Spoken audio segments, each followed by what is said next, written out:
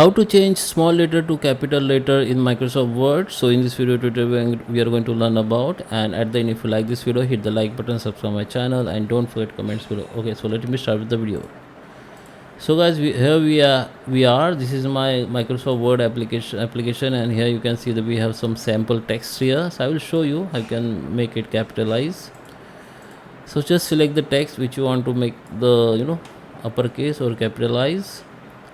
Now here go to the home tab. Under the home tab we need to go in this option which is change case. Okay, here we can see the tiny down arrow, just click on it.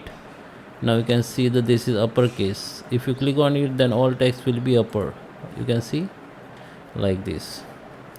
And if you want to keep only first letter of this any word, capital and rest of you want to keep as a small letter, then again you need to select that all text, go to the same home, go to this option, font option. Under font you can see this change case, and we need to select that capitalize each word.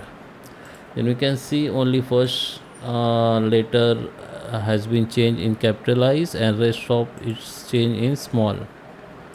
So this is the option you can use in Word to make the text in capitalize or uppercase. So I hope you like this video. Please subscribe me. Thank you for watching.